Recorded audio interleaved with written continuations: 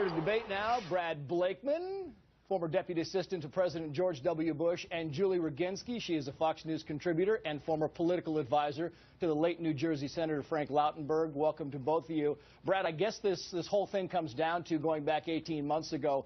Is it your assessment that the president kind of set the tone for the debate over the shooting death of Trayvon Martin? Yes, he did. He did so without having the facts and circumstances to make the kind of statement the president made. Let's remember this. When it was made in March of 2012, it was in the midst of a presidential reelect. It was in a battleground state of Florida. I don't think the president would have weighed in as he did had this been in Massachusetts or even his home state of Illinois, which incidentally in Chicago, there's black-on-black violence that is unbelievably tragic. Yet the president hasn't spoke about the kind of deaths we've seen and murders we've seen in his home state. So the president was wrong to do it. If anything, at the time of the tragedy in Florida, he should have asked for calm, and then he should have said to the American people, I have faith in the justice system, and I stand behind those actions by our law enforcement people and those in the judiciary to bring this case appropriately. That's all the president should have said at the time. And what about commenting at all, Julie? Because we have noted time and time again on this show, I mean, the White House has been very reluctant to comment on a lot of legal cases in process. Why even comment on this one in the first place, as Brad says, when you don't have all the facts at hand? Well, you know, this case, and we could all blame ourselves for this, but this has been wall-to-wall coverage from the minute it happened. I mean, this case took off, and sort of, I'm not going to compare it to O.J., but sort of in the same way that case took off 20 years ago, where you had just incredible media coverage and saturation of this case. And so when the question is asked of the president, he can do one of two things. He can say, I don't know what you're talking about, which would be laughable, because if anybody read the newspapers or watched TV, they know what everybody's talking about. Or he could have commented on it, and I think he commented on it reasonably. He never said Trayvon Martin was innocent or guilty. He never said George Zimmerman was innocent or guilty.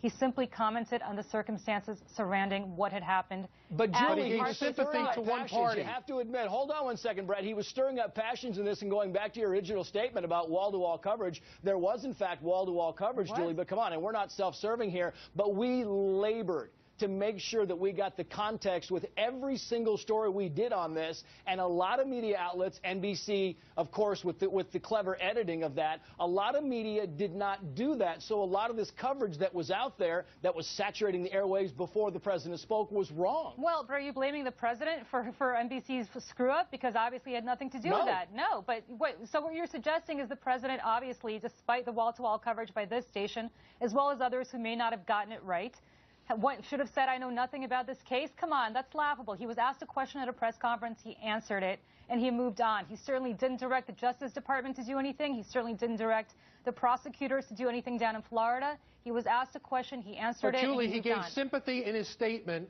to a party into Trayvon Martin, saying that if I had a son, he'd look like Trayvon. And should not have weighed.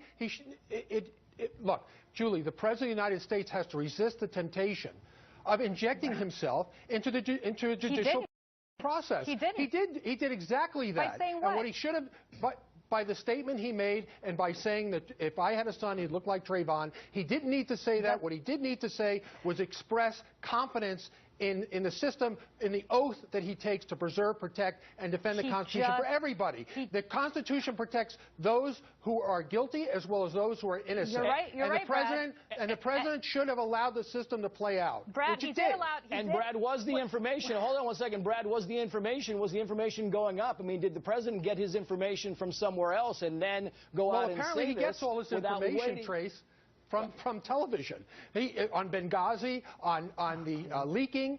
So I don't know where the president would have gotten superior knowledge other than what he saw on television or read in the you know, I have to say, my friend, I've known you for a long time, but I don't know what you're smoking. What superior knowledge? He made a clear fact. He never took sides. All no, he I'm said saying he didn't have superior knowledge. He did not. And that's exactly why he should he have had superior anything. knowledge about this case? You said, wait a second, you started off by saying he should stay out of this case, he shouldn't get involved in it.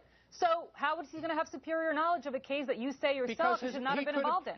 he already had asked the Justice Department to look into the case. He did not ask the Justice could have had Department to look into that. That we didn't have. He did not ask the Justice Department to look into it. You just completely came. I don't know where you made that up from, but he did not. He did not get involved in this case. Eric Holder just said they were investigating this case from the very beginning. And the President and the United States told Eric Holder to do that? Is that what you're suggesting? Because I have seen no evidence whatsoever of your allegation that the President suggested to Eric Holder that he should have done that. The President directs the Justice Department, whether he has knowledge of it personally or not. Brad, the President did not. The Justice Department needs to do its investigation. Oh, my goodness. All right. Is there any debate about why this is such a hot topic?